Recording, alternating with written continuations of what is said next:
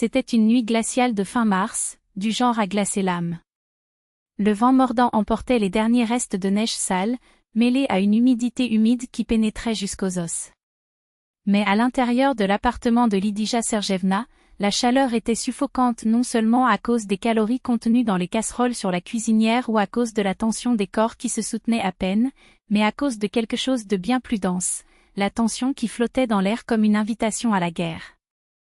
Anna était assise à table, faisant semblant de s'intéresser au bavardage de sa voisine, une femme aux traits acérés, la sœur de Lidija. En effet, chaque syllabe prononcée par la belle-mère était scrutée avec la précision d'un détective. C'était le 55e anniversaire de la matriarche et la maison était pleine de proches qui riaient, mangeaient et échangeaient des complicités forcées.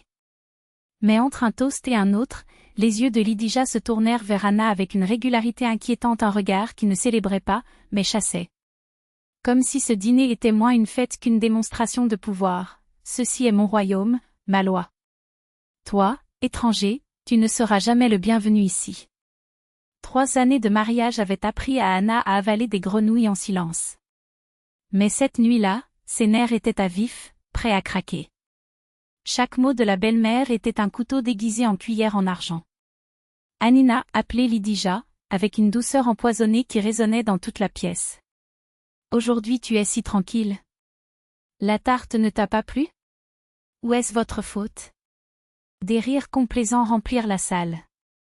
Anna sentit son visage brûler, mais elle sourit, un geste aussi froid que l'acier. Tout est parfait, Lidija Sergeyevna. Comme toujours. Impeccable. L'ironie lui glissa entre les dents et sa belle-mère comprit. Ses yeux se plissèrent, mais elle se contenta de rétorquer en jouant le jeu. L'important c'est que mon fils soit satisfait. Les hommes, vous savez, aiment les femmes qui savent apprécier la vie. Igor, assis à côté de sa mère, bougea sur sa chaise, évitant le regard de sa femme. Comme toujours. Anna connaissait ce silence, c'était une lâcheté déguisée en neutralité. Il a peur d'elle, pensa-t-elle amèrement. À 35 ans, je tremblais encore devant la jupe de ma mère. Lorsque 9 heures sonnèrent, les invités commencèrent à se dire au revoir, certains complètement ivres, d'autres se plaignant d'hypertension artérielle, tous inconscients de la tempête qui se formait dans la poitrine d'Anna. Elle aida à ramasser la vaisselle, jeta son sac sur son épaule et suivit Lidija jusqu'à la porte. « Merci pour le dîner », dit-elle avec une politesse qui faisait mal. C'était beau. Bien sûr, ma fille, répondit sa belle-mère en la surprenant par une caresse presque affectueuse sur son bras. Vous avez essayé dur. C'était magnifique. Anna fronça les sourcils. Cette gentillesse hors du scénario la rendit méfiante. Est-ce que le vin l'a adoucie, se demanda-t-il alors que la porte se refermait derrière sa belle-mère. De retour dans le salon, Igor bâilla, arrangeant le canapé-lit pour ses proches qui passeraient la nuit. Quoi de neuf? Demanda-t-il en jetant un regard distrait à sa femme. Comme toujours, répondit sèchement Anna. Ce n'était pas le moment de discuter, pas avec des témoins. Ce n'est qu'au moment où il entra dans la chambre et jeta le sac sur le lit qu'il s'aperçut, la fermeture éclair était entr'ouverte. Étrange, pensa-t-il. Elle ne l'a jamais laissé comme ça. Avec des mains tremblantes, il l'ouvrit complètement et puis il le vit. Un petit sac en plastique, presque caché entre les coutures. À l'intérieur, une poudre blanche, fine comme de la farine. Mais ce n'était pas de la farine. Son cœur s'emballa si violemment que sa vision devint noire pendant une seconde. Non, ça ne peut pas être le cas. Le mot qui me vient à l'esprit est un cauchemar éveillé, drogue. Les jambes s'affaiblirent. Elle ferma le sac d'un mouvement brusque, cacha le paquet dans sa poche latérale et courut dans le salon, l'esprit emballé. Qui? Quand? Comment? La réponse est venue comme un éclair, le visage souriant de Lidija en lui disant au revoir, ce contact, chérie, la précipitation de disparaître. Seulement elle. Elle seule en serait capable. Les proches ont continué leur conversation, inconscients de l'enfer qui se préparait. Anna a appelé Igor d'une voix faible, mais il ne s'est approché que lorsqu'il a vu la pâleur de sa femme. « Qu'est-ce que c'était » demanda-t-il, confus. Elle hésita. « Et s'il ne me croit pas ? Et s'il choisit son camp » Comme toujours? Il se mordit la lèvre, secoua la tête. Non, ce n'était pas le moment. C'est alors qu'il entendit le bruit en contrebas, une voiture de police s'arrêtant devant l'immeuble, la sirène traversant la nuit. Anna se figea. Qui sera ce? Murmura-t-il, sachant déjà. Igor se tourna vers la fenêtre avec incrédulité. Ma mère, et la police? Avant qu'il ait fini sa phrase, des coups secs résonnèrent à la porte. Bonne nuit. Lieutenant Faumin, du commissariat local. Nous avons reçu une plainte. Nous devons entrer. Anna agrippa si fort la fenêtre que ses jointures devinrent blanches. Lydia. Bien sûr que c'était elle. La belle-mère est apparue derrière les policiers, le regard triomphant de celle qui a enfin attrapé sa proie dans le piège. C'est elle, fit-il remarquer sans cligner des yeux. Je vous avais prévenu, officier. Mon fils ne peut pas vivre avec une femme comme ça. Maman, qu'est-ce que tu fais? Bégaya Igor, abasourdi. Anna s'avança, la gorge sèche. Ce qui se passe? Nous avons un rapport pour possession de substances illicites, répondit impassiblement le policier plus âgé. Nous devons fouiller l'appartement. Igor ouvrit la bouche pour protester, mais Lydia entrait déjà dans la pièce comme le patron des lieux, indiquant le chemin. Vérifiez son sac. Je suis sûr que c'est là. Le sang d'Anna s'est transformé en glace. Le sac était dans la chambre. Et à l'intérieur, les preuves fabriquées. S'il le trouve, je suis perdu. Cela n'aurait pas d'importance s'il était innocent. L'ombre du doute la détruirait et Lydia le savait. Il prit une profonde inspiration. Non, je ne les laisserai pas gagner. Avez-vous un mandat? A-t-elle demandé, surprise par la fermeté de sa propre voix. Les policiers échangèrent un regard. Le lieutenant sortit un papier de sa poche. Toutes les procédures sont en règle. Nous devons faire l'inspection. Igor a signé le document avec des mains tremblantes, les yeux pleins de panique. Lydia, cependant, souriait. Comme une reine qui assiste à l'exécution de la sentence. Ils entrèrent dans la pièce. La belle-mère est allée la première, les doigts impatients d'ouvrir le sac, mais elle s'est retenue, laissant l'honneur à la police. Voilà, pointa-t-il avec une satisfaction maladive. Regardez bien. L'officier s'est penché et a sorti le sac du placard. Anna sentit son cœur battre si fort qu'elle jura que tout le monde dans la pièce pouvait l'entendre. Maintenant, ils le trouveront. Maintenant. Et puis, comme un éclair, un souvenir lui traversa l'esprit, la petite caméra installée à l'entrée. Elle l'avait mis il y a 6 mois lorsqu'elle avait commencé à remarquer que des objets disparaissaient, des clés, des bijoux et même un sac à main entier. La caméra a tout enregistré. Y compris le moment où Lydia, avec son sourire de couteau, lui avait touché le bras et, qui sait, avait laissé tomber quelque chose dans le sac. Une chance. Le policier a sorti un sac en plastique. À l'intérieur, une poudre blanche sur fond transparent. L'air dans la pièce devenait épais, coupé seulement par le craquement des bottes des policiers sur le sol. Le sac reposait sur la table, à l'intérieur d'une enveloppe de preuves, comme un objet extraterrestre qui aurait soudainement envahi la vie d'Anna. Elle resta assise sur le canapé, le dos droit, se forçant à respirer lentement et profondément. La panique bouillonnait en elle, mais elle la repoussa, comme un nageur expérimenté gardant la tête hors de l'eau pendant une tempête. Lydia Sergeyevna, en revanche, n'a pas pu cacher son triomphe. Elle était à côté des policiers, ajustant sur son épaule le châle de soie brillant un cadeau d'Igor. Ses yeux brillaient d'une victoire malade et les coins de sa bouche se contractèrent, contenant à peine un sourire cruel. Alors, camarade? Il s'adressa à l'officier plus âgé, d'une voix mielleuse. Ne te l'ai-je pas dit dès le début? Cette femme agit de manière suspecte depuis longtemps et mon fils souffre à cause d'elle. Maintenant vous en avez la preuve. Maman, tais-toi, Igor n'en pouvait plus. Sa voix était rauque, brisée. Comprenez-vous seulement ce que vous dites? Je comprends parfaitement, répondit-elle froidement. Je te sauve de la honte et d'une vie avec quelqu'un qui t'entraînera dans l'abîme. Igor pâlit mais ne dit rien de plus. Ses yeux rebondissaient entre sa mère et sa femme, comme s'il ne savait pas de laquelle il avait le plus peur. Le major Krylov, l'officier le plus âgé, était un homme d'une quarantaine d'années, aux sourcils broussailleux et à l'air fatigué de quelqu'un qui a trop vu la pourriture humaine. Il observa attentivement Anna. « Citoyen Petrova, commença-t-il d'un ton officiel, vous comprenez que cette substance sera soumise à un examen médico-légal. En attendant les résultats, nous sommes obligés de la considérer comme une personne suspecte. » Anna hocha la tête, sa voix ferme malgré ses tremblements internes. « Je comprends. Mais je tiens aussi à préciser, ce paquet a été caché dans mon sac. Et je peux le prouver. » Lidija rejeta la tête en arrière et laissa échapper un rire sec. « Un autre de tes fantasmes ?»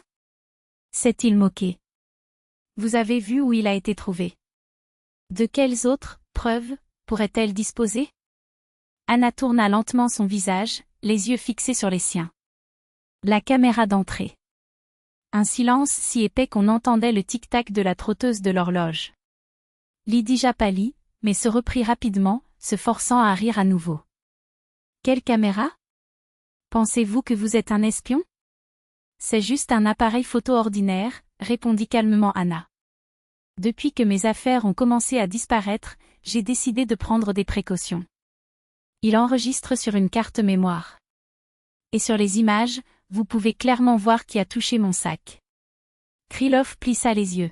« Tu peux nous montrer ? » « Bien sûr, » dit Anna, et pour la première fois de la nuit, elle s'autorisa un léger sourire. Pendant que le jeune officier préparait le sac et remplissait les documents, Anna se dirigea vers la chambre.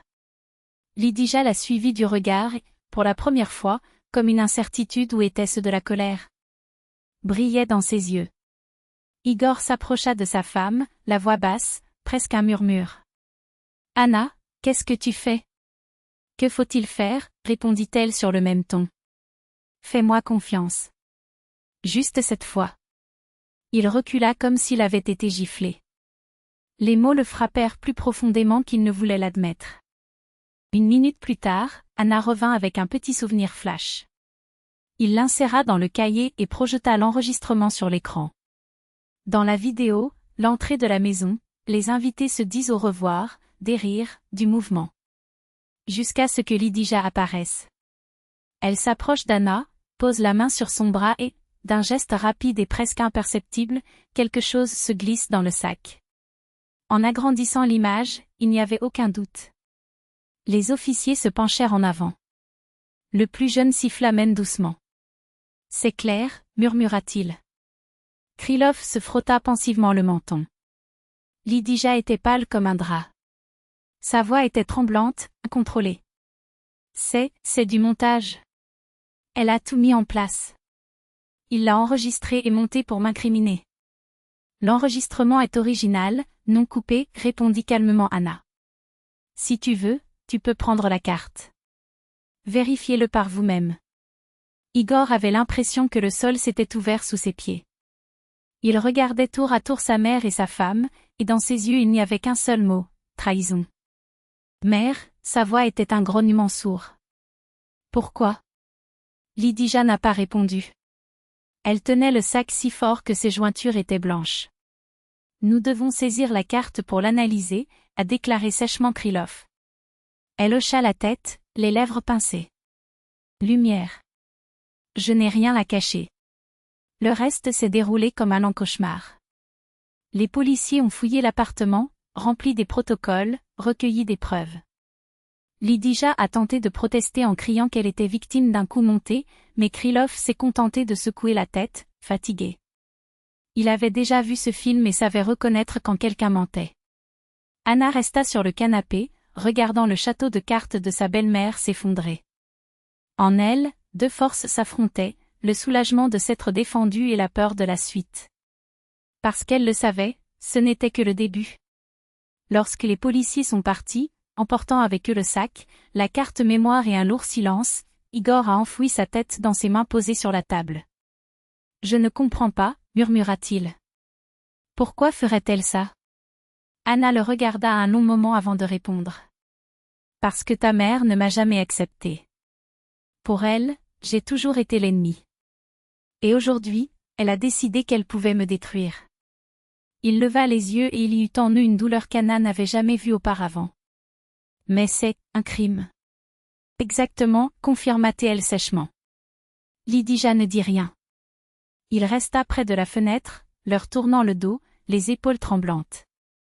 Il avait l'air de vouloir dire quelque chose, mais les mots ne venaient pas. Finalement, il se retourna. « Je vais dormir » annonça-t-il d'une voix rauque. « Demain sera une journée difficile. » Et il partit, laissant Igor et Anna seuls dans la pièce, plongés dans un silence hurlant. Anna savait ce qui l'attendait, des interrogatoires, des enquêtes, de nouvelles attaques. Mais la bataille la plus importante avait déjà été livrée. Lydia s'était révélée. Et maintenant, la guerre allait prendre une autre tournure. Le réveil sonnait comme un couteau. Anna s'est réveillée le cœur lourd, sachant exactement qui elle était. Il répondit d'une voix ferme, malgré le tremblement de ses mains. « Bonjour. » Citoyen Petrova, une voix masculine dure résonnait de l'autre côté. « Ici, c'est la police. Nous sollicitons votre présence aujourd'hui, à 10 heures, pour apporter des éclaircissements sur l'affaire. » Anna ferma les yeux. C'était prévu. « Oui, je serai là, » répondit-il sans hésitation.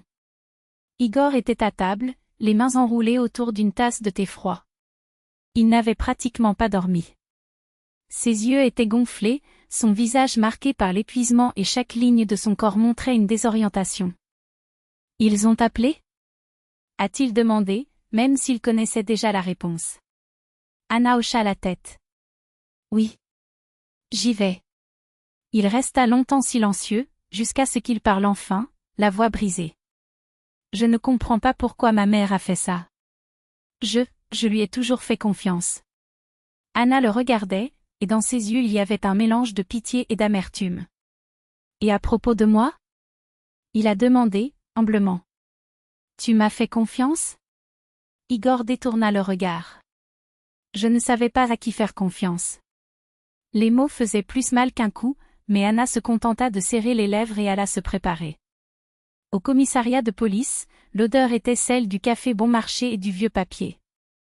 Les couloirs étroits, les murs écaillés, tout respirait l'autorité et le désespoir. Le major Krylov l'a reçu sans cérémonie. « Par ici, s'il vous plaît. » Le bureau était exigu, un bureau encombré de dossiers, un portrait décoloré au mur. Anna s'assit, les mains croisées sur les genoux. « Nous avons analysé votre enregistrement », commença Krylov sans détour. Cela semble convaincant, mais la compétence finale donnera le mot. Il fit une pause. « Êtes-vous prêt à collaborer ?» Anna hocha la tête. « Complètement. » Krylov ouvrit le dossier sur la table d'un geste sec, comme si ce simple geste pouvait apaiser la tension dans l'air. Les yeux fixés sur Anna, il croisa les doigts sur le dossier. « Maintenant, dites-moi en détail, quelle est la nature de votre relation avec Lydia Sergeyevna ?» Anna prit une profonde inspiration.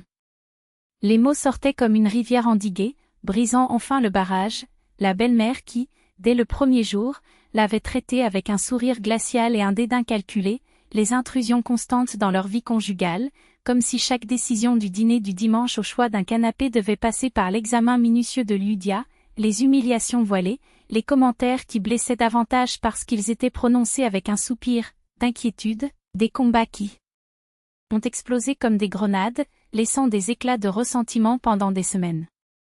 Et enfin, la veille. Le piège. Krylov écoutait en silence, prenant des notes avec une précision chirurgicale. Chaque mot d'Anna était un coup de marteau porté sur une structure déjà grinçante. « Alors, à ton avis, elle voulait te piéger ? » « Je n'ai aucun doute, » répondit Anna, sa voix ferme comme l'acier.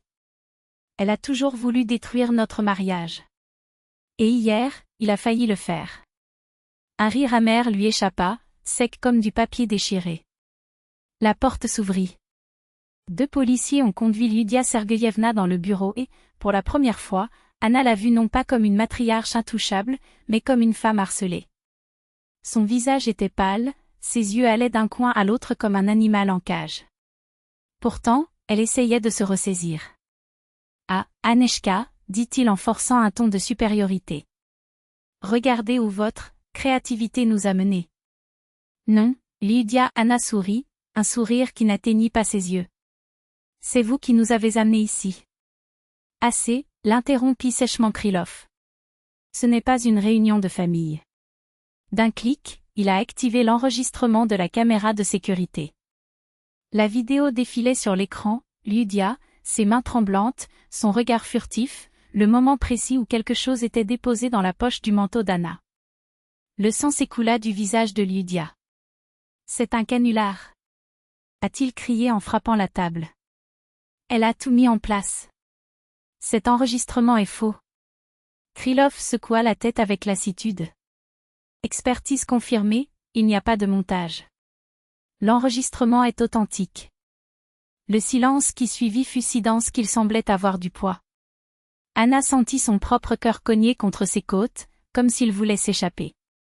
Il avait attendu ce moment depuis si longtemps. Lydia Sergeyevna, Krylov parlait lentement, comme si chaque syllabe était un verdict.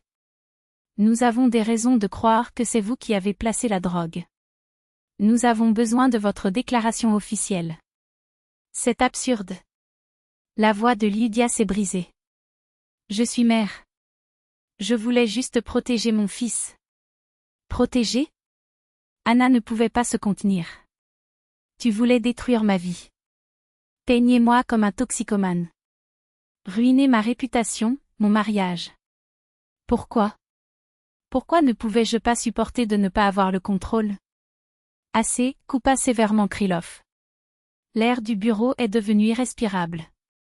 Igor était assis sur une chaise à l'arrière-plan, le visage gris comme de la pierre. Je n'ai pas dit un mot. Il se contentait de regarder sa mère avec un mélange d'horreur et de quelque chose de nouveau, quelque chose qui ressemblait à du respect mais qui faisait mal comme un couteau. Maman, dit-il finalement, la voix rauque. Dites la vérité. Lydia a juste pincé les lèvres et détourné le visage. Les heures qui suivirent furent un cauchemar éveillé, déclaration, protocole, signature. Quand Anna quitta finalement le commissariat, la nuit était déjà tombée, froide et indifférente. Le vent coupait comme des lames. Elle et Igor marchaient côte à côte, sans échanger un mot. C'est lui qui a brisé le silence. Je ne savais pas que tu étais si fort. Anna rit, un son dur. Je devais le devenir. À la maison, elle était assise près de la fenêtre et regardait les lumières de la ville scintiller comme des étoiles mourantes. En elle, un vide. Il avait gagné la première bataille, mais la guerre venait juste de commencer. Il savait que Lydia ne se rendrait pas si facilement. Mais maintenant, les choses étaient différentes. Anna n'avait pas seulement des preuves, elle avait quelque chose de plus puissant, la certitude que, pour la première fois depuis longtemps, Igor la regardait avec admiration. Mais au fond, elle a compris, cela ne se terminerait pas par des accusations ou des interrogatoires. Ce serait un combat pour ce qui restait de sa famille, pour la confiance qu'il faudrait reconstruire brique par brique, pour l'avenir qui tremblait encore entre ses mains. Et le plus gros coup était encore à venir.